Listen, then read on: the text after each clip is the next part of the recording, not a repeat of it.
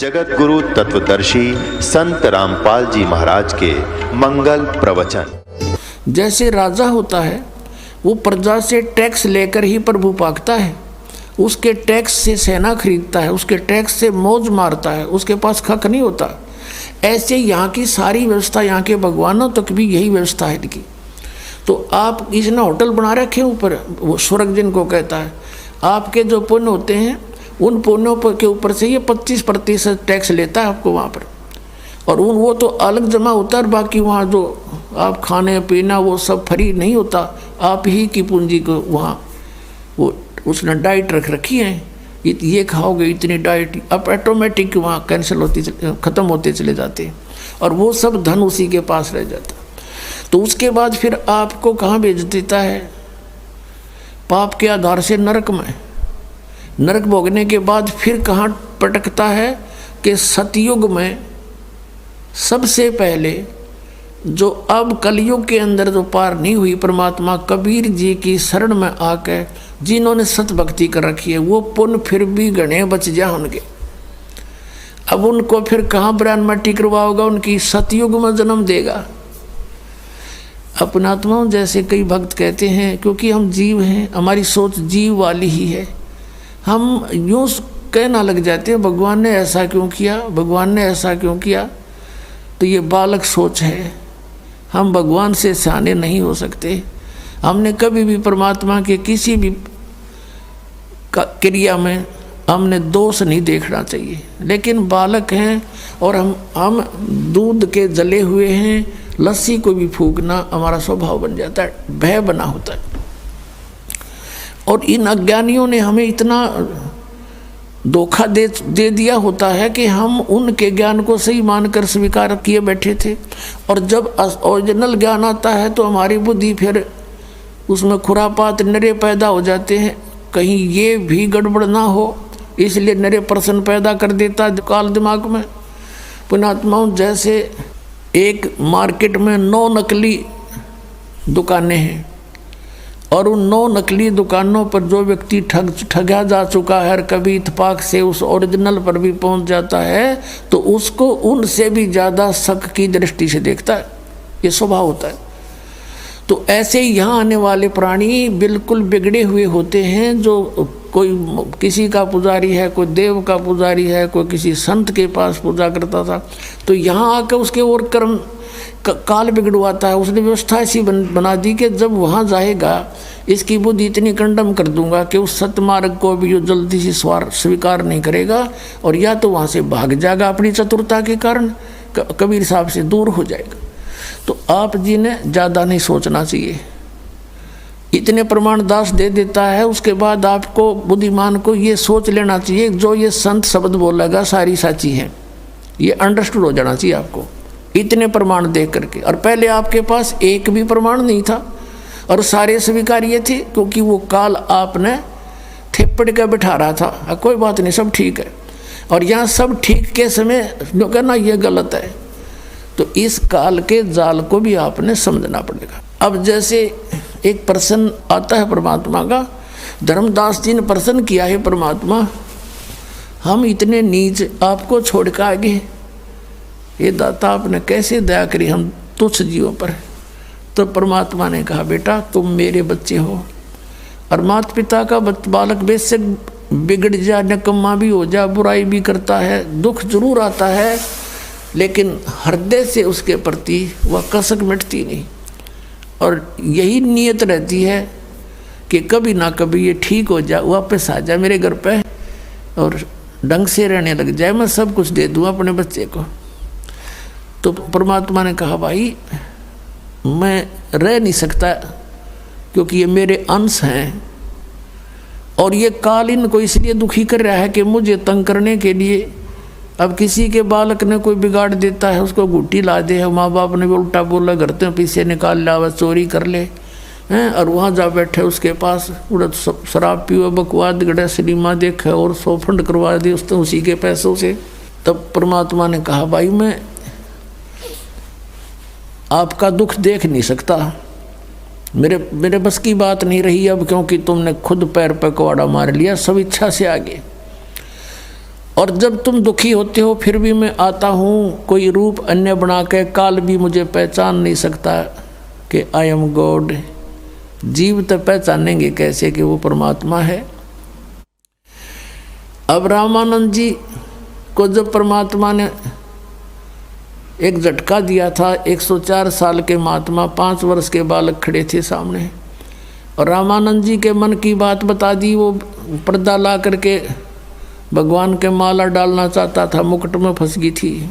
तो परमात्मा ने कहा था कबीर जी ने कि स्वामी जी गुंडी खोल कर माला गल में डाल दो, मुकुट उतारना नहीं पड़ेगा भगवान विष्णु का मूर्ति का। तो उसी समय उसने पर्दा हटा दिया था। छुआछात बहुत करता था रामानंद, ब्राह्मण होने के नाते 600 वर्ष पहले छुआछात चरम सीमा पर थी। और सामने एक धानक का बेटा खड़ा, वैसे तो सबका बाप, लेकिन समाज की दृष्टि में धानक का पुत्र कहलाया, बाकी वो किसी का पुत्र नहीं था। 100 शक्ति से आए थे, 100 शरीर आए थे। तो उस समय उसने, क्योंकि परमात्मा की चाहने वाली आत्माएं फिर नहीं देखा करती मजहब धर्म को, जाति और कर्म को, उसको भगवान चाहिए। सामने खड़ा उस बच्चे की जाके, एक धानक के बच्चे को ब्राह्मण ने ऐसे सीने से लगा दिया भगवान समझ के। और जब रामानंद जी ने ऐसे किया, मालिक के शरीर को रुई जैसा शरीर परमात्मा का, क्योंकि उनका शरीर असनाविरम अकायम है, हाड चाम का पुतला नहीं, हमारे जैसा नहीं है। तब रामानंद जी ने कहा था मन की पूजा तुम लखी, और मुकुट माल परवेश, और गरीब दास गति कौन लखे, तेरा कौन वर्ण कौन भेग। अब कहते हैं आपको कैसे पहचाने दुनिया परमात्मा, आप सचमुच परमात्मा हो। आप किस तक वर्ण में, यानी शूद्र वर्ण में आगे जुलाहा जाति में, और किस वेशभूषा में खड़े, 5 वर्ष के बालक टोपी पहरे और धोती बांधे, छोटी पहले छोटे छोटे बच्चे धोती बांधने लग जाते थे छोटी सी। और तुम्हें कैसे पहचाने हम, तो आप परमात्मा हो, आप किस रूप में खड़े। तो परमात्मा कहते तुम कैसे पहचानोगे, काल नहीं पहचान सकता मुझे, वो ऐसे ढंग से रहते हैं। तभी तो नानक साहब ने कहा था ए ठगवाड़ा ठगी देश खरा सियाणा बोता वार, ये दानक रूप रहा करता, लोगों दानक रूप रहा करता। तो उस समय कहते हैं परमात्मा, जब ये मेरी आत्मा तपस्या पर तंग पा रही थी, भटक रही थी, चटक पटक हो रहा था, इनको खील की तरह भून रहा था ये काल, उस समय वहाँ पर ये यहाँ के गुरु भी उसके ऊपर पिट रहे थे, जलाए जा रहे थे। यहाँ के देवता जो शरीर छोड़ के वो भी वहाँ पर भूनने जा रहे थे। अन्य प्राणी भी, गुरु भी, शिष्य भी वहीं पिट रहे थे, भून रहे थे। तब मैं वहाँ पहुँचा, मेरे जाते उनकी तपस्या पर जहाँ भून कर ये काल खाता है, वो एक बहुत बड़ा तवी होती है ना, तवी बहुत बड़ी, ऐसी इस टाइप की पत्थर की शिला, वो अपने आप गर्म रहती है, उसके ऊपर ये डाल देता है उसको। और वहाँ चटक मटक होते हैं जीव, 1 लाख प्रतिदिन मानव शरीरधारी प्राणियों को वहाँ फूंकता है। अपना आत्मा जैसे ये कवर है, ये तो यहाँ रह जाता है। जैसे बादाम होता है, बादाम का ऊपर का छिलका यूजलेस होता है, लेकिन उस छिलके बिना अंदर की गिरी नहीं बनती। तो इस कवर से वो अंदर के सूक्ष्म शरीर में जो सारे जीवन में आप आहार करते हो, और आप देखते हो इस काल का जाल है कैसा कि प्रत्येक प्राणी व्यसन करवाता, सबसे व्यसन, हुक्का, तम्बाकू, शराब, मांस, ये ज़रूर बाई फोर्स करवाता है किसी ना किसी तरीके से। और फिर उसके माध्यम से अंदर सूक्ष्म शरीर पर गंध पैदा कर देता है, गंध इसका आहार बनता है जिसे, और उसको तपस्या पर भून कर उन जीव तो मरता नहीं, लेकिन उस समय इतनी पीड़ा होती है पूछो मत। और उसमें से गंध निकालता है वो भून का कति, और फिर उनको अचेत हो जाते हैं प्राणी वहाँ, फिर कुछ देर के बाद फिर उनको फेंक देता, उड़ा देता है। फिर रास्ते में कहा करके सचेत होते हैं, और फिर वो धर्मराज के सामने आकर लाइन में खड़े हो जाते हैं। वो आगे कर्मों का दंड अलग से है। तो वहाँ जब वो खड़े थे तपस्या पर भुने जा रहे थे, परमात्मा पहुँच गए, और सभी प्राणियों की वो जलन समाप्त होगी जिसके कारण वो पीड़ित थे। तपस्या ज्यों की तो सुलग रही है, लेकिन वो आँच, उसकी आँच जो है प्राणियों को तंग नहीं कर रही। उस मालिक के वहाँ पहुँचते ही तब वो सोधी में आए, देखा कि सामने कौन खड़े हैं, इतना सुंदर शरीर, उनसे पूछा कि हे भगवान, उन्होंने समझ लिया कि परमात्मा हैं, क्योंकि यहाँ हमने यही पता है कि कर्म का दंड भोगना ही पड़ता है। तब सभी वहाँ बुद्धिमान व्यक्ति भी थे जो गुरु पद पर थे, उन्होंने कहा कि प्रभु हम या कौन से कर्म का भोग भोग रहे हैं। तो परमात्मा ने कहा ये कर्म तुम्हारा बहुत भयंकर है बच्चा, ये तुम्हारा यहाँ का कर्म नहीं, तुमने सतलोक में ये जुल्म किया था, तुम मेरे से विमुख हुए थे, इस काल के साथ आसक्त होकर आगे थे इस पर, और तुमने अपने पैर पर कुहाड़ी मार रखी है। फिर सृष्टि रचना सुनाई भगवान ने सारी उनको खड़ा होकर के कि तुम नो फंस गए यहाँ पर। अब देखो तुम, आप गुरु जी थे, ब्राह्मण थे, कहाँ जी, आप ये पूजा करते थे, कहाँ जी, देख तुम्हारी क्या दुर्गति, और आगे क्या होगा बताऊं, ये देख तेरी हिस्ट्री शीट, अब तू नरक में जाएगा, उसके बाद तू गधे की योनि पाएगा। वो पूरी लिस्ट दिखा दी परमात्मा के, एक सेकंड का काम, और ये दुर्गति होगी। तुम बात करे था लोगों को समझाने की, तू आप नरक में जा रहा है, तू वहाँ तो सारी समझ में आ गई थी कि सचमुच बिरान मट्टी हो रही है हमारी, कहाँ गई वो भक्ति के काम आई। आज जोड़ कर कह सारे भगवात्मा हमें छुटवा लो, इस काल से बचा लो।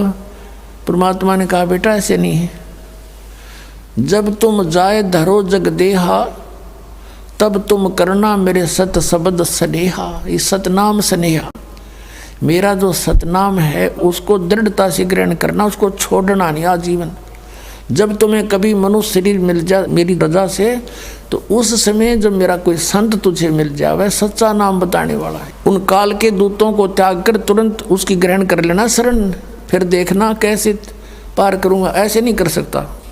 तो उसी समय वो काल आ गया उनको खाने के लिए, उसको समय निर्धारित था उसका, लेकिन उस दिन परमात्मा की रजा से वो जीव वहाँ से गए नहीं थे, उसने समय फिक्स कर रखा है, इतने समय के बाद वो जीव वहाँ से ऑटोमेटिक उड़ जाते हैं अचेत स्थिति में ही, और रास्ते में वो सचेत होते हैं।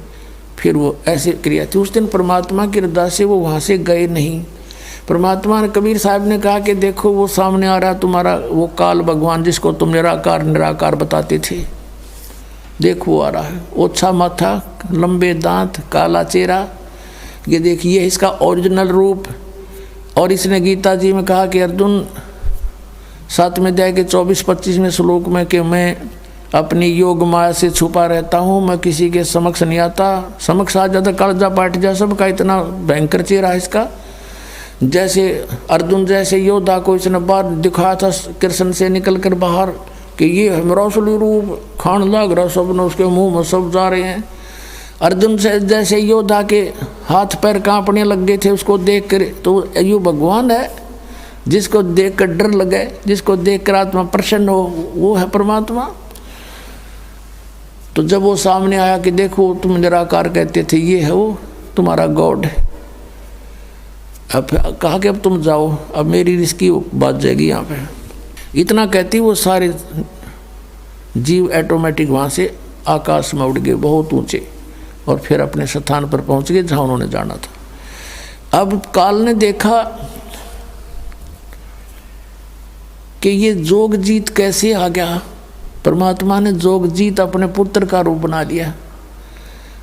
कहते हैं 100 छल छिद्र मैं करूँ अपने जन के काज, इस गंदे लोक में परमात्मा ने भी हमारे लिए इतना कुछ करना पड़ता है हमें निकालने के लिए। अब जोग जीत रूप में ही परमात्मा ने अपने पुत्र के रूप में इस काल को 21 ब्रह्मांड समेत सतलोक से निष्कासित किया था, और कहा था ये सुन ले आदेश परमपिता का, निकल जाए यहाँ से। तो 21 ब्रह्मांड लेकर ये आया था। इसने गलती बहुत की थी वहाँ पर, दुर्गा इस प्रकृति के साथ दुष्कर्म करना चाहा था, इसने इसके पेट में शरण ले ली थी, और परमात्मा ने फिर उस लड़की को इसके पेट से निकाल करके दुर्गा को और इसको दोनों को वहाँ से 21 ब्रह्मांड समेत भेज दिया था। और दुर्गा को परमात्मा ने हम सब आत्माएं पहले ही दे दी थी उसको बीज रूप में, और वचन शक्ति से उत्पन्न करने का आदेश दे दिया था। तो उसने ये प्रतिशोध लेना चाहा काल ने कि जोग जीत आज फंस गया, मेरे लोक में क्यों आया, तो मेरी आज्ञा बिना।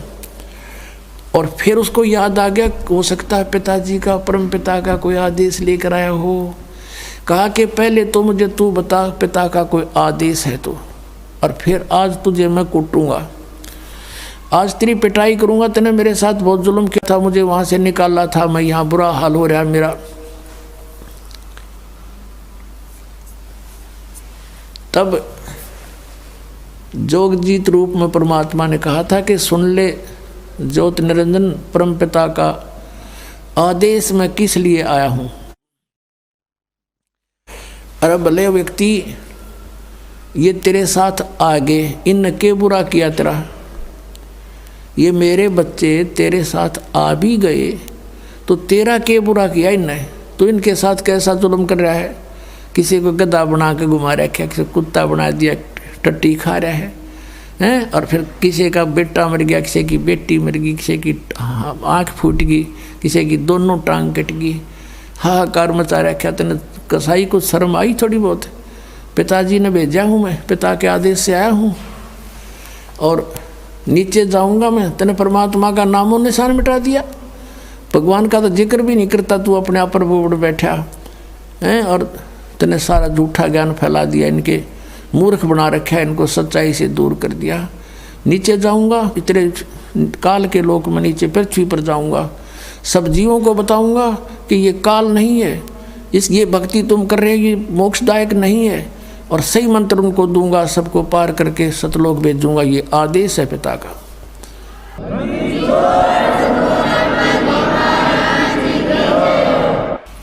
अब उसका तो कालजा कांप गया, काल का कि तो मेरा नाश करेगा, मेरी खेती उजाड़ेगा ये तो, क्योंकि इसने तो हम अपनी खेती बना रखे हैं, गाजर मूली बोया करे जैसे किसी ने पाउडर खावे। तो उसने सोचा कि तो भाई जुल्म करेगा एकदम। उसके कहते हैं कबीर परमेश्वर बता रहे हैं, धर्मदास मेरे ऊपर ऐसे झपट्टा मारा जैसे बाज मारता है नीचे छोटी चिड़िया के ऊपर। इसने मुझे एक जोग जीत समझ गए, और धर्मदास मैंने ना फिर सतनाम का सुमन शुरू कर दिया, 2 अक्षर के का श्वास से। पुणात्मा ये अपने लिए आदेश दे रहे हैं, परमात्मा हमें आगाह कर रहे हैं कि इस सतनाम के श्वास उश्वास के अधिकारी से प्राप्त मंत्र से मैं इतनी शक्ति आ जाती है कि सामने से यु काल भी आ जाता रहे, काल के दूतों का दर्जा करे छोड़ दो। इस सुमरण के करने से जैसे फणपति मंत्र सुन राखे फण सकोड़, ऐसे मेरे सतनाम तो यू काल लो मुँह मोड़े। जैसे गार्डू होते हैं ना ये सपेले, सर्प को काबू करने वाले एक मंत्र सिद्ध कर लेते, एक वाणी श्लोक, और कहते उस मंत्र से बोलने से अगर सर्प ने ऐसे फन फैला रखा हो ना डसने के लिए, वो मंत्र बोलने लगता है तो अपने आप वो फणपति यानी सर्प फण को सीधा करके और नीचे झुक जाता है। कहते जैसे फणपति मंत्र सुन राखे फण सकोड़, ऐसे मेरे सतनाम तो यू काल लवे मुँह मोड़े। और ये ऐसा प्रबल मंत्र है, एक सूक्ष्म वेद में लिखा है कि मोला बैठा मोर से और देखे जन की भेड़, भेड़ माने भिड़ंत। जैसे आपने देखा हो ये खागड़ बिड़ा करें, जोटे भैंसे बढ़ते हैं, एक दूसरे का खेड़ मारा करें, सिर की खेड़, उसको सिर बढ़ाने को खेड़ बोलते हैं। तो परमात्मा कहते हैं कि जब तुम सतनाम जाप करने लगते हो, परमात्मा आपकी रिहर्सल देखता है। क्या देखता है कि जैसे कभी स्वप्न में या वैसे आपको कोई भयंकर आकृतियाँ दिखाई देने लग जाती हैं, तुम उनसे डर कर किसको याद करते हो? यदि आपके अंदर ये आस्था है और भक्ति बढ़ी हुई है, परमात्मा पर विश्वास है इस नाम पर, तो वो तो करेगा सांस का सिमरण, उस मंत्र का श्वास, उस श्वास से 2 अक्षर का, तो उससे क्या होगा, वो भयंकर आकृतियाँ ऐसे गायब हो जाएंगी जो भागते दिखेंगे जैसे इनका कोई भाले ठोक दिया हो किसी ने। और जो अनजान होंगे उनको देखते इनको हरी मार गिरा, तो उसका कोई लाभ नहीं। वो माँ थोड़ी बचा सकती है, वहाँ तो ये मंत्र बचाओगा। तो वो हथियार डाल देने वाला सूरवीर और वो सही ट्रेंड व्यक्ति नहीं होता।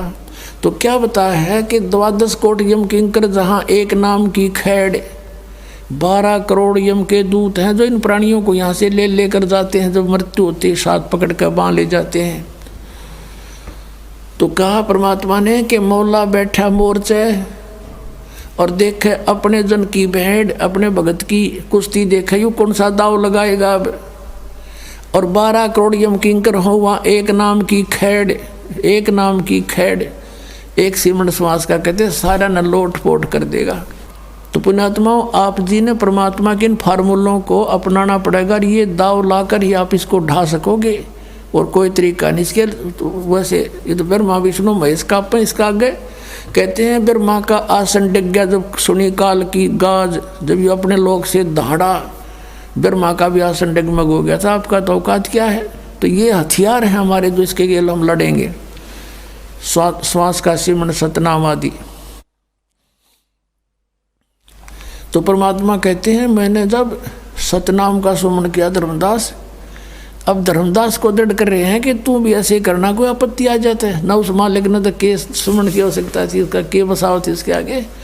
फिर भी हमें एक दाव बताया, दाव जैसे पहलवान कुश्ती लड़ते ना रेसलर, वो दाव लगा कर ही पहलवान को डाल सकते ना, तो एक जैसी ताकत होती है उनमें तकरीबन। जिसका दाव बढ़िया हुए ठोक देगा दूसरे ने ठाक है। तो उसी समय मैंने श्वास का सिमरण किया सतनाम का 2 अक्षर का, और काल ऐसे पटक पड़ गया नीचे, इतना डर गया उससे भय हो गया, भागन लगा वो और पाताल में जाके गिरा। अब मैं भी उसके साथ साथ गया क्योंकि मैंने तो उससे काम था, आया उसी के लिए था। वो वहाँ भी घबरा गया और भाग के छुपने लगा। जब उसने पकड़ा मैंने, भाग मत, तुझे कुछ नहीं कहूँगा पर बात सुन मेरी, चल वापस चल वहीं पर। तो ये तुम्हारा भगवान को मैं ऊपर लेकर आया, फिर उसी इसके 21वें ब्रह्मांड में सबसे ऊपर वाले स्थान पे। और फिर इसने कहा जोगजीत मेरे से गलती होगी, माफ़ कर दे, तू बड़ा भाई मैं तेरा छोटा भाई। बड़े तो बख्शमा ही करते हैं, छोटे हमेशा गलती किया करते हैं। और मैं तो आपको पिताजी के बराबर मानता हूँ, बड़ा भाई पिता के तुल्य होता है। और आपके पास तो वही पावर है जो मालिक वाली है, परमात्मा ने आपको शक्ति देकर भेज रखा है, आप उसके प्रतिनिधि हो। अब जब अपनी ताकत से यहाँ काम नहीं चलता तो जीव चापलूसी प्रयोग करता है। यहाँ सबका स्वभाव उस निरंजन जैसा ही है। इकलौती लड़की कहीं बाहर दिखाई देती है तो मन में 100 दोष पैदा होते हैं। तो यही दोष इसके अंदर वहाँ विद्यमान हुआ था, वही हम सब के अंदर प्रवेश है, क्योंकि ये मन इसमें बैठा है, उसमें है ये दोष सारे। और ऐसे ही चोरी करने में, और ऐसे ही किसी से ताकत से बात नहीं बनती, फिर चापलूसी करने की स्वभाव हम सबका एक जैसा ही है। तो उसने फिर चापलूसी शुरू की और कहा ए भाई आप मेरे से गलती होगी, माफ़ कर दो, मुझे कुछ त्रुटि, मेरे लोक में कुछ अभाव है, उसकी पूर्ति कर दो, पिताजी से प्रार्थना करके मेरी पूर्ति करवा दो। अब परमात्मा तो जानी जान थे, उनको तो सब पता था ये बालक के मांगेगा आगे, उसको उनको ये पता था सारा क्या मांगेगा ये। कई भक्त ये प्रश्न करते रहते हैं क्योंकि ज्ञान पूरा सुनते नहीं और पहले बिदक जाते हैं, पूरा ज्ञान सुने तो इसमें मीन मेख नहीं है परमात्मा की ज्ञान में, पर ध्यान से सुने।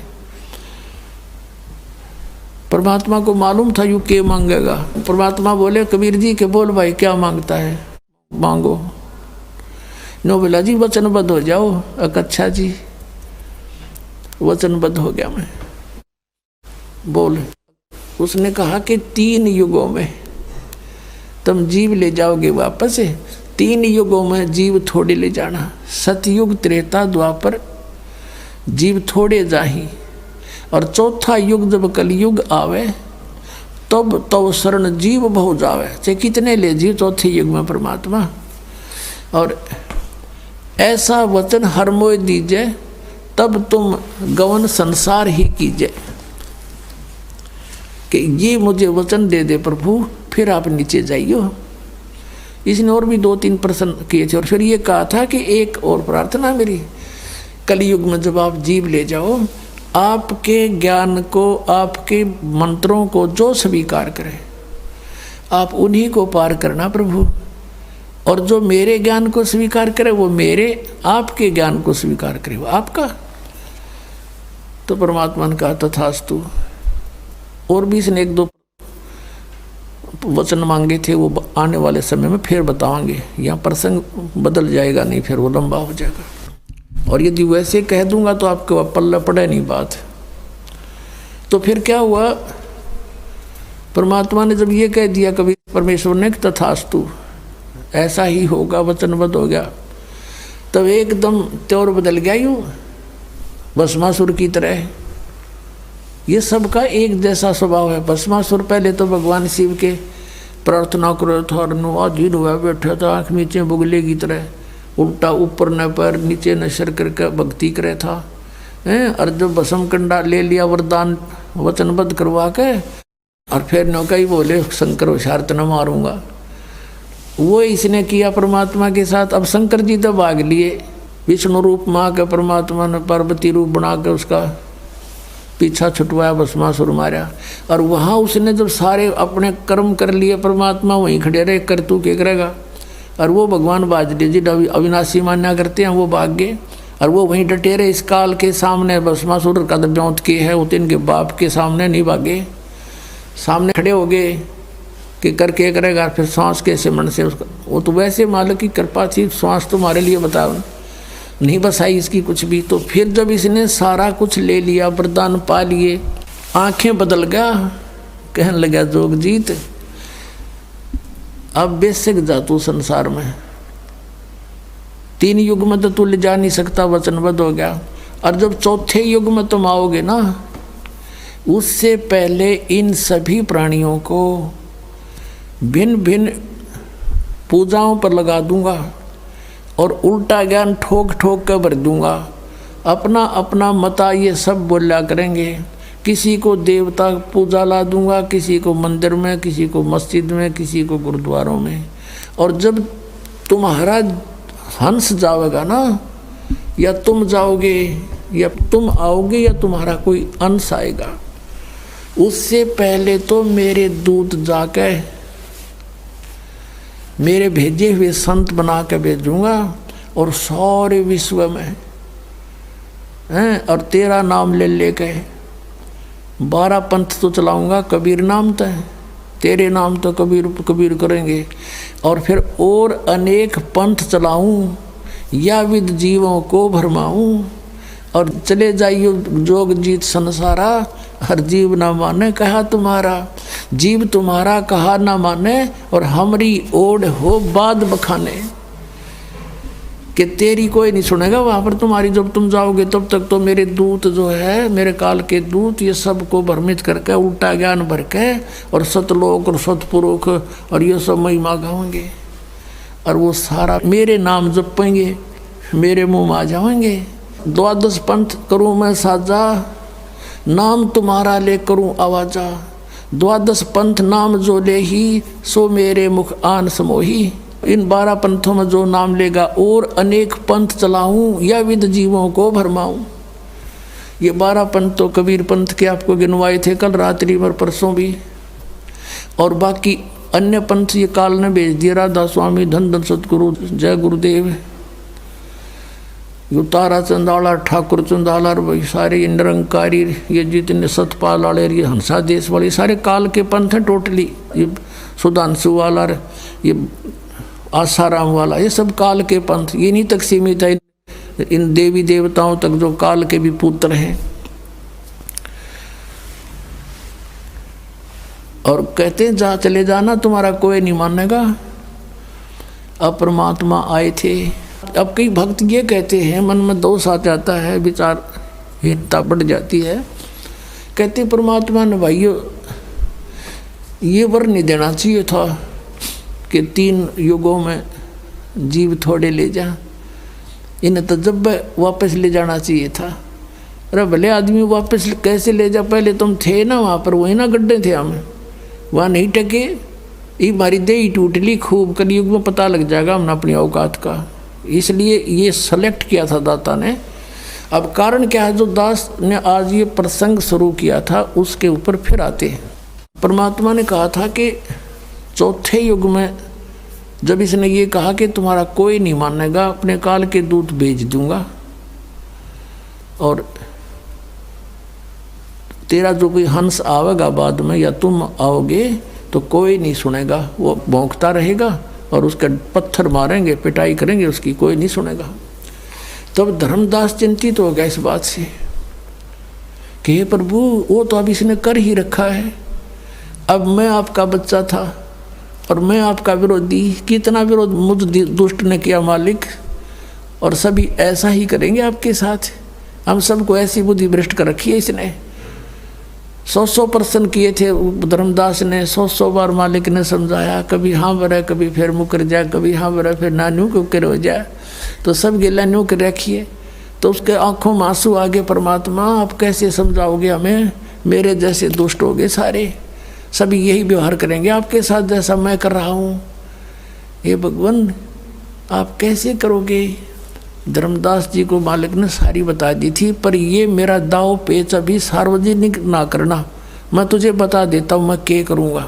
कलयुग की पिछली पीढ़ी में 12वां पंथ, ये काल के जो कबीर पंथ में होंगे ना, गरीबदास का होगा। और तब तक मैं जो अब ये वाणी लिखवा रहा हूँ ज्ञान, इसमें भी ये अपनी सोच अनुसार परिवर्तन करेंगे, कुछ इसका प्रारूप बिगाड़ेंगे। काल बिगड़ुआ होगा क्योंकि इसने सुख संवेद का नाश कर दिया था। और फिर गरीबदास नाम से 12वां पंथा होगा, ये मेरे नाम से।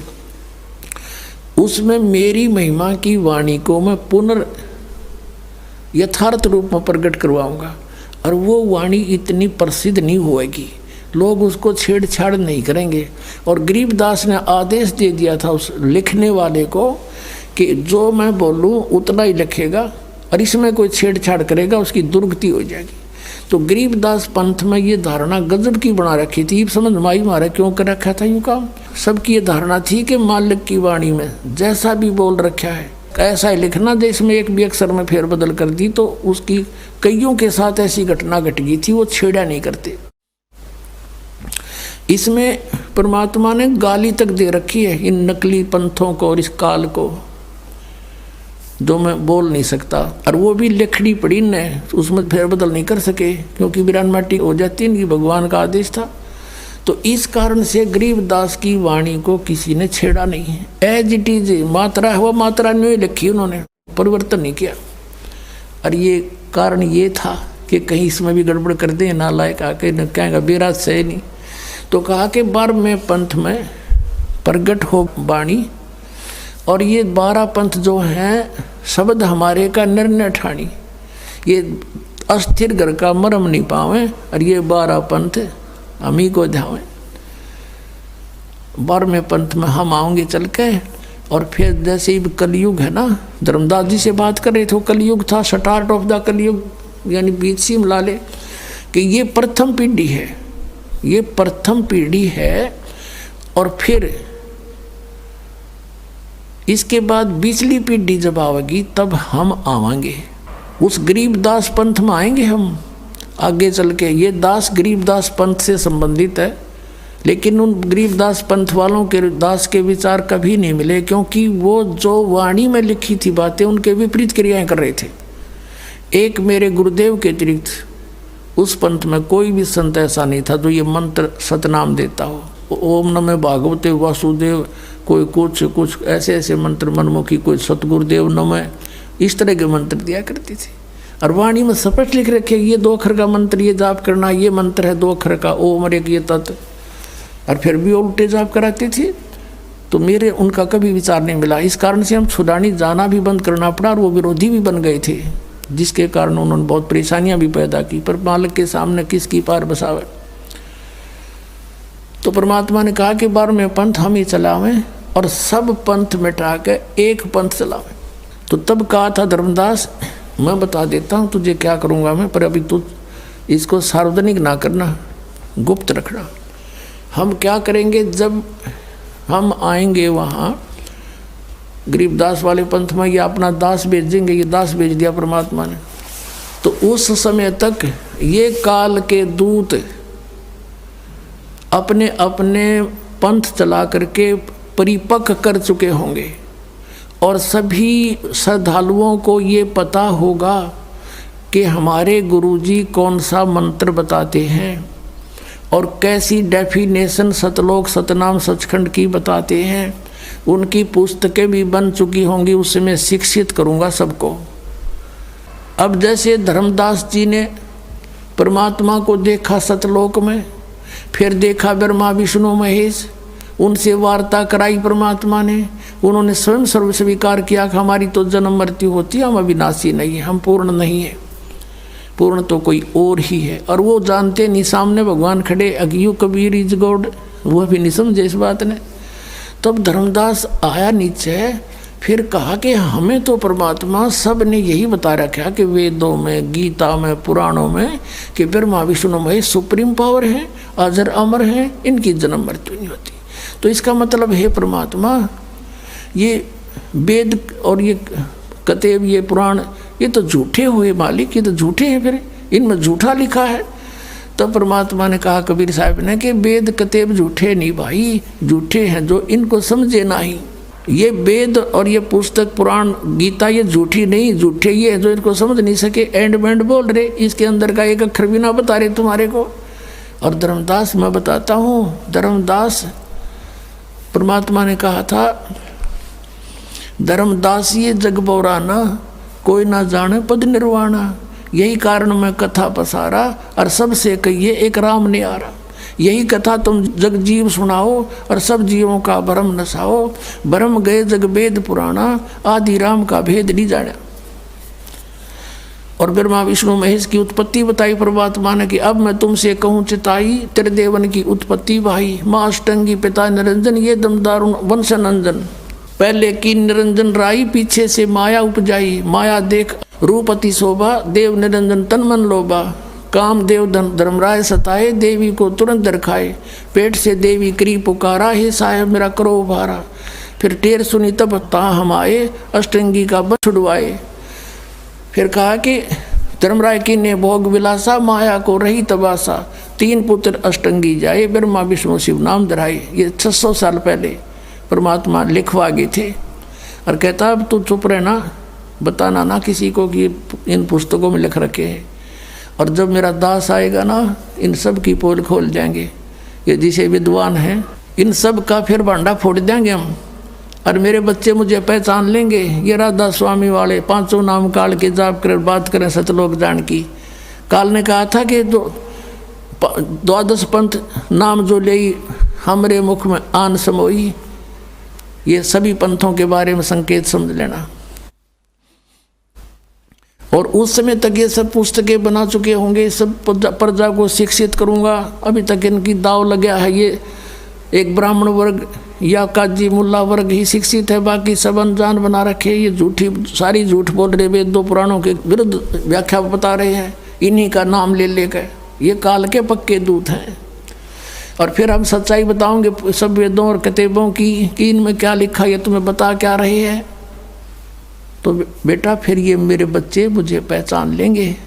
और यदि तूने ये मूल ज्ञान जो मैं तुझे बता रहा हूँ, अगर अभी तूने बता दिया तो काल के दूत यही गुणगान लग जाएंगे और यही नाम देने लग जाएंगे। सतनाम 2 अक्षर का, ये सतनाम करे नाम दे 5 काल के। और जबकि गुरु ग्रंथ साहिब की ये जो वाणी लेते हैं, संत मत प्रकाश बागचार में सावन सिंह जी ने बताया कि गुरु ग्रंथ साहिब में ऐसा लिखा है, उन वाणी भी लिखी है कि 2 अक्षर का भेद बतावे, सोए गुरु पूरा कहावे। गुरु नानक देव जी ने कहा है, जे तू पढ़ा पंडित 2 अक्षर बिन 2 नावा, परमत नानक एक लंघाए जे कर सत सुमावा। के हे पंडित, वो ब्रजलाल पांडे जो नानक साहब को पढ़ा करते थे पहले, फिर नानक साहब ने उन्हीं के साथ जाकर वार्ता की कि क्यों बका रहा दुनिया ने पांडा, तू तने कक्का पता नहीं, बता दे कौन ब्रह्मा का पिता है, कौन विष्णु की माँ, शंकर का दादा कौन है, हमको दे बता। इस बात से उसने चंगर गया, उसके पिताजी को भी भरमा दिया। ब्रह्मा विष्णु महेश के माता पिता बताता है, तेरा पुत्र बिगड़ गया, तो उसका पिता भी विरोधी हो गया कि तू के पैदा हो गया हमारे। फिर कहा कि जे तू पढ़ा पंडित बिन 2 अक्षर बिन 2 नावा, जे तने यो सारे ग्रंथ भी पढ़ दिए, इसमें ये 2 मंत्र तुझे नहीं प्राप्त हैं, तो यूजलेस है तेरी पढ़ना पढ़ाना। और परणवत नानक एक लंघाए जेकर सत समावा, 2 अक्षर का तो सतनाम हो गया, और एक यू सार नाम आदि नाम है, जो आपको दिया जाएगा। प्रणवत का अर्थ है जो मर्यादा में रहेगा उसको, और सच्चे जलते इसको ग्रहण करेगा तो यू लंघाएगा यानी पार करेगा, यू मंत्र सतलोक भेजेगा। और ये 2 अक्षर का सतनाम है, ये आपका यहाँ तक उलझेड़ा सुलझावेगा। जैसे गीता जी अध्याय नंबर 18 के श्लोक नंबर 66 में गीता ज्ञानदाता कहता है कि सर्वधर्मान परित्यज माम एकम शरणम व्रज। जैसे 18वें अध्याय के 62वें श्लोक में भी इसने यही कहा है कि अर्जुन तू सर्वभाव से उस परमेश्वर की शरण में जा, उसकी कृपा से ही तू परम शांति को और सनातन परम धाम को प्राप्त होगा।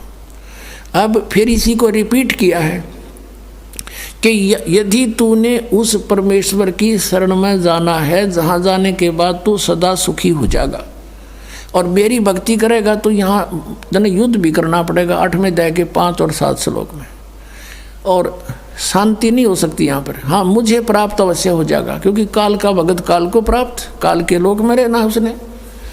तो 18वें अध्याय के 66वें श्लोक में कहा सर्वधर्मान परित्यज माम एकम शरणम व्रज, मेरे सतर की सब पूजाएं मुझे छोड़ दे।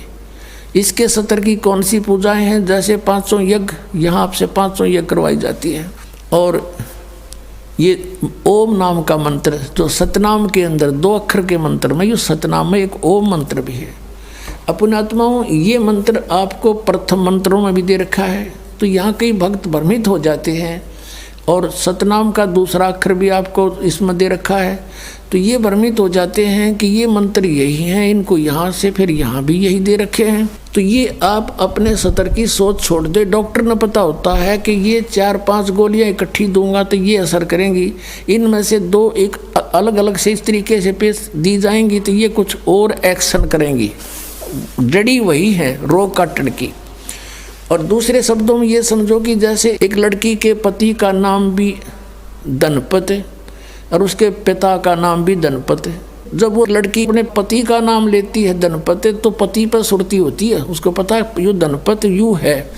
और जब वो अपने पिता का नाम बताती है तब धनपत उस पिता पर सुरत जाती है कि वो धनपत वो है। तो ऐसे ही समझ लेना, इसमें घना व्याख्या की आवश्यकता नहीं, बुद्धिमान हो आप, भ्रमित ना होना। तो जो ओम नाम का जो जाप है और ये यहाँ की जो पूजाएं हैं, ये धार्मिक अनुष्ठान, ये कंपलसरी है, ये बहुत आवश्यक है इस कलयुग में। क्योंकि हम कति कंडे में हो लिए, जो दास बताना चाहा था उस पर फिर आएंगे, पहले थोड़ा सा यहाँ डिटेल देते हैं। अब उसमें क्या होता है कि सर्वधर्मान परित्यज माम एकम शरणम व्रज, मेरे सतर की सब पूजाएं छोड़ दे, मुझ में छोड़ दे, मुझे दे दे, फिर मैं तुझे कोई पाप कोई कष्ट नहीं दूंगा। जैसे हम क्या करते रहे, पहले भी ओम नाम का जाप जपते थे और पूजाएं कोई नहीं करता था मानव समाज। ये तो कलयुग में आकर हमारे को डिवाइड कर दिया काल ने अपनी सुनियोजित तरीके से। हम क्या करते रहे, ओम नाम का जाप ब्रह्मलोक में देवता बनकर बर्बाद करते रहे, फिर वहाँ से बर्बाद करके अपनी कमाई को कुत्ते गधे सूअर की योनि में कष्ट उठाते रहे, पाप के आधार से नरक में भी जाते थे। तो अब हम क्या करेंगे कि जो हम पूजाएं करते हैं और जो धार्मिक क्रियाएं करते हैं, हम ओम नाम का जाप करते हैं, इसको एज इट इज दे देंगे सारा। कह ले तेरा अपना तू क्लियर कर दे हमारा सारा अकाउंट, तू सारा चार्ज ले ले अपना आज तक का। फिर ये हमें उसके प्रतिफल में कोई कष्ट नहीं दे सकता, इसका हमने ऋण दे दिया। जैसे पहले क्या होता था कि कोई गरीब व्यक्ति किसी सेठ साहूकार या बड़े किसान से लोन ले लेता था कर्जा, और वो उसका कर्ज नहीं देता था तो उसको मजदूर लगा देता था कि मेरे यहाँ मजदूरी कर, अपने पूरे कर लिए। अब जैसे वो किसी और बड़े सेठ से उसका मेल हो जाता था, प्रार्थना करता था, तो वो सेठ उसको पैसे दे देता था, उसका जो कर्जा जिसके वो नौकर है वो उसका सारा कर्जा तार के दे के उसका अकाउंट वहाँ से मुक्त हो जाता था। और उस बड़े सेठ के जाता था, वो पंखे के नीचे बैठा होता, कलम से काम कर रहा है और वहाँ कस्सी बजा हुआ था। कितना अंतर हो गया। तो इस प्रकार इसका कर्जा दे देंगे हम, फिर यूँ हमें यहाँ कुत्ते गधे सूअर बना के ये तंग नहीं करेगा। तो इसने कहा कि सर्वधर्मान परित्यज माम एकम शरणम व्रज अहम तवा सर्व पापे भो मोक्षामि मा शुच। इस काल ने कहा कि तू मेरे सतर की ओम नाम के जाप को उसकी शरण में जाने के बाद जो तू क्रियाएं करेगा फिर उसको मुझे दे देना। और फिर एकम शरणम व्रज, एकम जिसके बराबर दूसरा परमात्मा नहीं है, अद्वितीय एकम सर्वशक्तिमान परमेश्वर की शरण में व्रज माने जा। और इन अनुवादकर्ताओं ने सब ने आज तक 5500 वर्ष हो गए इस धार्मिक पुस्तक गीता जी को लिपिबद्ध हुए, और इनका ये अनुवाद सुनाते सुनाते इन्होंने ढेर सारी पुस्तकें बना डाली, और सब ने व्रज माने आना कर रखा है, जबकि व्रज माने जाना होता है, क्योंकि इनके ज्ञान नहीं था। तो इन्होंने अर्थों के अनर्थ कर डाले अपनी अज्ञानता के कारण इन काल के दूतों ने। अब जैसे इंग्लिश वर्ड है गो मीन जाना, और उसका किसी सेंटेंस में गो शब्द हो और उसका अर्थ किसी ने कहा आना लिख दिया हो, तो वो उस उल्लेख से परिचित नहीं अनुवाद करता, वो मूर्ख है। गो माने आना हो ही नहीं सकता, जाना होता है। इसी प्रकार वर्ज माने जाना होता है, आना नहीं हो सकता। तो इनकी बुद्धि, ये अज्ञान था, इनको तत्व ज्ञान था नहीं, जिस कारण से इन्होंने सुप्रीम पावर मानकर श्री कृष्ण जी को उसी से को घुमा फिरा कर सब शब्दों को उसी पर आधारित कर दिया। अपने आत्मा हाथी के वस्त्र को और किसी बैल पर डाल कर देखे, कोई हाथी का जो कवर हो उसके ऊपर डालने का, और उस बैल पर डाल के देखे कैसे सेट होगा वो सारा इकट्ठा करके वैसे रख दो कड़े पे, ना तो क्योंकि भी ना फिट हो उसके। तो ये इन्होंने ऐसा कर रखा सदग्रंथों को श्री कृष्ण जी पर फिट करने की चेष्टा करके सारे अनरस कर दिए, उल्टा कर दिया सारा। अनुत्तम माने छठी कक्षा के बालक ने पूछ ले बुद्धिमान ने। अब जैसे गुड माने अच्छा होता है और बैड माने अनुत्तम बुरा, तो उत्तम माने अच्छा, अनुत्तम माने बुरा। इन्होंने 7वें अध्याय के 18वें श्लोक में लिखा है कि भगवान ने कहा वो ज्ञानी आत्मा मेरी अति उत्तम गति में सचित है। अनुत्तम का अर्थ कर दिया अति उत्तम। और 7वें अध्याय के 24 और 25 श्लोक में गीता ज्ञानदाता कहता है कि ये मूर्ख समुदाय प्राणी मुझ अव्यक्तम व्यक्तिम आपनम मनन्ते, ये मूर्ख समुदाय मुझ अव्यक्त को मैं छुपा रहता हूँ अपनी योग माया से, और मुझे कृष्ण मान रहे हैं। आई एम नॉट कृष्ण, मैं तो किसी के समक्ष आता ही नहीं।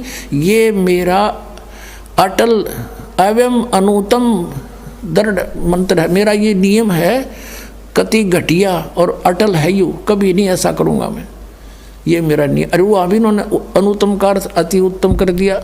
जो भगवान, जो पिता, जो व्यक्ति समाज के सामने नहीं आ रहा तो उत्तम कैसे हो गया? वो तो कोई दोषी है, कोई अपराधी है, मुंह दिखाता कोई नहीं, किसी ने छुपा फिरा है कितना। यूँ क्या करे समझदार व्यक्ति को गलती बन जा तो भाई मैं तो मुंह दिखाने योग्य नहीं रहा, मैं कैसे शकल दिखाऊं? तो ये छुप रहा है, इसने इसे जुल्म कर रहा है, हमारे को मार है, काट है, हाहाकार मच रहा है यहाँ पर। वो कैसे आवे सामने, इसका सिर फोड़ दे रहा है। एक बात जा तो बताओ मैं हूँ भगवान, तो ऐसा भगवान होया करे, ऐसा जुल्म कर रहा है तू?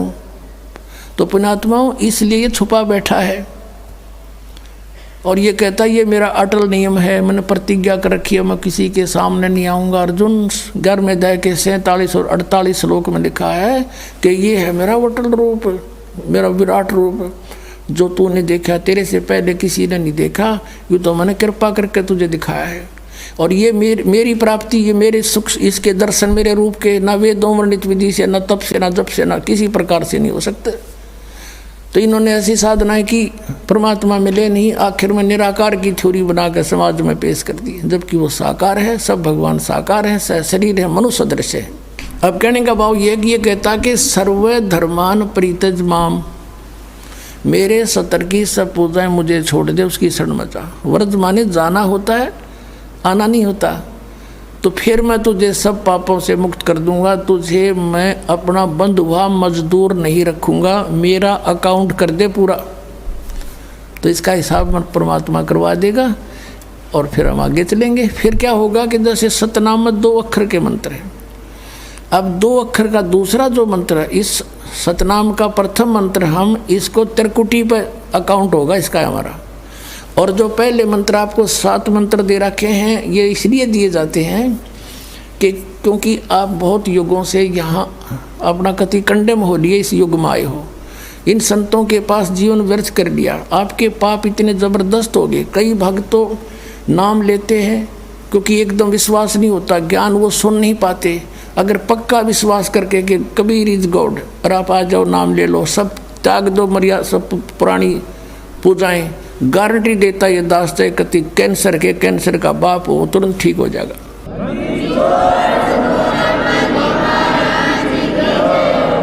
हम मार इसलिए खवादी काल ने कि ये हमारे विश्वास ना होने देता कबीर इज गॉड, और जब तक ये नहीं होगा इतना मालिक सारा पूरा दे नहीं सकता। कह कबीर सुनो भी साधो, मैं तो हूँ विश्वास में। जय तुमने ये विश्वास हो गया कबीर इज गॉड, फिर देखना, या मैं 1000 प्रमाण दिखा सकता हूँ आपको। पुण्यात्मा हो जो परमात्मा की शरण में लगे हैं सच्चे, उससे उनके ऊपर कर्म की फिर मार आई है और ऐसे जीवित कर दिए। डॉक्टरों ने जवाब दे दिया था कि अब इसका कहीं इलाज नहीं, बेसिक ले जाओ, नाम ले रखा था उन्होंने, और वो अपने आप फिर स्वस्थ हो गए। भगवान किसे कहते? इसको कबीर गॉड कहते हैं। तो ये प्रथम मंत्र में आपको अब ये 7 मंत्र बना के दिए जाते हैं। पहले 5 मंत्र देते थे नानक साहिब भी और परमेश्वर कबीर साहिब जी भी। आइए अब हम उन श्रद्धालुओं के अनुभव जानते हैं जो जगत गुरु तत्वदर्शी संत रामपाल जी महाराज जी से दीक्षा प्राप्त कर चुके हैं तथा उनके द्वारा बताए गए भक्ति मार्ग पर चल रहे हैं। नमस्कार सर। सत साहेब जी। सर क्या नाम है आपका? मेरा नाम गंगाराम है, गंगाराम दास, और राजगढ़ जिला का रहने वाला हूँ। सर संत रामपाल जी महाराज से नाम दीक्षा आपने कब ली? सर जी मैंने श्री रामपाल जी महाराज से दीक्षा ली मैंने 17 अगस्त 2012 से। सर संत रामपाल जी महाराज से नाम दीक्षा लेने से पहले आप क्या भक्ति साधनाएं करते थे? सर जी भक्ति साधना क्या, पूरे देवी देवताओं की सेवा करते हैं और उनकी भी मतलब भक्ति करी, हनुमान जी की भक्ति करी, और न वो रात में पूजन वूजन करता। रामायण भी बहुत पढ़ी, गीता जी, भागवत जी, भजन तंबूर का बहुत गाया, और रामदेव जी की वो प्रसादी वगैरह में पूजन में अन्न में सब में जाता हूँ। जिसके बाद में वो ब्रह्म कुमारी आश्रम में गया, 2 साल वहाँ रिया। ब्रह्म कुमारी आश्रम से मेरे को कोई मतलब राहत नहीं मिली। वहाँ भी उनने बोला कि सोहम ब्रह्म, जब स्वयं ब्रह्म भी है तो परमात्मा की भक्ति करने से क्या फ़ायदा है। तो इसलिए वो भी मतलब वो भी ज्ञान समझ में नहीं आया मेरे को, तो वहाँ से भी वापस आ गया। सर फिर आप संत रामपाल जी महाराज की शरण में कैसे आए? सर जी श्री रामपाल जी महाराज की शरण में एक हमारे गांव का ही वो मतलब कैलाश नागर था, उसने ज्ञान गंगा दी मेरे को, और उसमें ज्ञान गंगा में मेरे को पूरी ज्ञान गंगा मैंने पढ़ी, और उसमें संत रामपाल जी महाराज का ज्ञान मतलब हमको मतलब दिमाग में आया और समझ में आया। वो ब्रह्मा विष्णु महेश के माता पिता कौन है, और उसके बाद में सृष्टि रचना मतलब कौन है, और मालूम पड़ी कि ये भक्ति ये अलग डिजाइन की है। वहाँ पे हमें मालूम पड़ी कि संत रामपाल जी महाराज ने पूरे ही हमें जैसे पीछे ला गया जाऊँ तो लोग वेद के साथ, और रास्ते में सदगुरु मिल गए, दीपक दे दिया हाथ। तो श्री रामपाल जी महाराज ने ऐसा दीपक दिया सर जी कि हमारे शरीर में और गांव में, घर में और पूरे में प्रकाश होता गया। ज्ञान गंगा में पीछे वो नक्शा, उस नक्शा का आधार से फिर हम सतलोक आश्रम गए बरवाला, वहाँ से श्री रामपाल जी महाराज से नाम दीक्षा प्राप्त करी। सर संत रामपाल जी महाराज से नाम दीक्षा लेने के बाद श्रद्धालुओं को बहुत सारे लाभ प्राप्त होते हैं, तो क्या संत रामपाल जी महाराज से नाम दीक्षा लेने के बाद आपको भी कुछ लाभ प्राप्त हुए? हाँ सर जी, लाभ इतना प्राप्त मतलब हुआ मेरे को, तो मेरे को कम से कम 10 साल से एक गठान थी पेट में गठान थी। उसमें बात तक डॉक्टर के पास गया तो उन्होंने की कि तुम गोली दवाई खाओ, और ये गोली दवाई से ठीक हो जाएगा तो ठीक है, नहीं तो तुम्हारा इलाज करेंगे। तो उन्होंने बताया डॉक्टर ने कि इसका तो मतलब कम से कम 1 लाख रुपये लगेगा। तो सर जी 1 लाख रुपये मेरे पास कुछ भी नहीं था, इसलिए ना तो गोली दवाई खाई, और ज्ञान गंगा का आधार से फिर वो संत रामपाल जी महाराज की शरण में गया। और वहाँ पे मैंने ये भी नहीं कहा कि मेरे को कुछ दुख है कि क्या है। संत रामपाल जी महाराज ने जो हाथ मतलब रखा, इसलिए मेरे पेट में ऐसी गठान थी ये बिल्कुल साफ होगी इसमें, और कुछ भी नहीं होया। बिना ऑपरेशन के दवाई गोली बिल्कुल कुछ भी नहीं खाई और मैं ठीक हो गया। इसके बाद में मेरा जो लड़का है वो कारीगर के गेले साहब सब काम करता था, तो काम करने में क्या है कि वो नीचे कमरे में था, 12 mm का तार था और उसके 11,000 वोल्टेज की लाइट उस कमरे के ऊपर। उधर एक लड़का और था, वहाँ से जो करंट लगा उसको तो वो ऊपर का नीचे गिर गया और ये नीचे का नीचे ही गिर गया। मैंने बिल्कुल इलाज नहीं कराया, ना गोली खिलाई उसकी, ना कुछ भी नहीं हुआ। और 11,000 के वोल्टेज जो लाइन थी उससे श्री रामपाल जी महाराज ने मेरे लड़के का जीवन दान दिया। उसके बाद में मेरी पत्नी के अंदरून मतलब बीमारी थी तो उसको नाम दीक्षा दिलाई। उसके बाद में उनने अर्जी लगाई वहाँ, गुरुजी हमारे मतलब पेट में मतलब कोई बीमारी है। श्री रामपाल जी महाराज ने कहा बेटी सब ठीक हो जाएगा और भक्ति करो, एक बार डॉक्टर को दिखा लेना के। फिर मैं उज्जैन ले गया, उसका ऑपरेशन हुआ, वहाँ भी ऑपरेशन हुआ। जब भी उनने बोले कि श्री रामपाल जी महाराज की कृपा से मेरे को कुछ भी नहीं होना चाहिए। फिर वहाँ से उन्होंने डॉक्टर ने शुगर की बीमारी बताई, वहाँ से आगे उसके बाद में 2 साल हो गए। वो गोली बताई थी डॉक्टर ने, वो गोली खाना बंद कर दी उसने। और आर्थिक लाभ भी इतना हुआ कि पहले तो क्या कि बिल्कुल कुछ भी नहीं करते, अब कम से कम नहीं तो 1 साल में 10 बसवा यानी आधा बीघा जमीन मोल ले लेते हम श्री रामपाल जी महाराज की कृपा से। सर क्या आप नशा भी करते थे? सर नशा तो इतना करता था मैं कि बहुत ज़्यादा नशा भी किया, जर्दा बीड़ी खूब किया। और कम से कम नहीं तो हमारी ज़मीन में 40 पेड़ महुआ का था, उससे शराब निकलता है। तो वो शराब निकाल के और इतना शराब पीता कि जिसकी की नहीं किया। सर आपने बताया कि आपके खेत में एक महुए का पेड़ होता है, उससे शराब निकलती है, आप उससे ही इतनी शराब पीते थे। तो क्या संत रामपाल जी महाराज से नाम दीक्षा लेने के बाद आपकी शराब, आपका नशा छूट गया? सर जी जिस टाइम पे हमने संत रामपाल जी महाराज की दीक्षा लेने से पूरे ही तो हमारा सब मतलब नशा छूट गया और संत रामपाल जी महाराज की कृपा से पूरे ही परिवार के सुख थे हम। सर संत रामपाल जी महाराज ने आपको एक सुखमय जीवन दिया और बहुत सारे सुख दिए, तो जो श्रद्धालु आज आपको देख रहे हैं आप उन्हें क्या कहना चाहेंगे? मैं श्री रामपाल जी महाराज की कृपा से स्वस्थ हो गया हूँ और अब जो भी श्रद्धालु भक्त आत्मा मेरे को देख रहे हैं उनसे मेरी हाथ जोड़ के प्रार्थना है कि जितनी भी जल्दी हो सके संत रामपाल जी महाराज की शरण में जल्दी जल्दी आने की कृपा करें और यही दास का प्रार्थना है। और उसके बाद में जो भी डॉक्टर अगर मना कर देगा कि ये तुम्हारा इलाज ठीक नहीं होगा, उसके बाद में संत रामपाल जी महाराज की शरण में आके नाम दीक्षा ले और बिना दवाई गोली से ठीक हो जाएगा।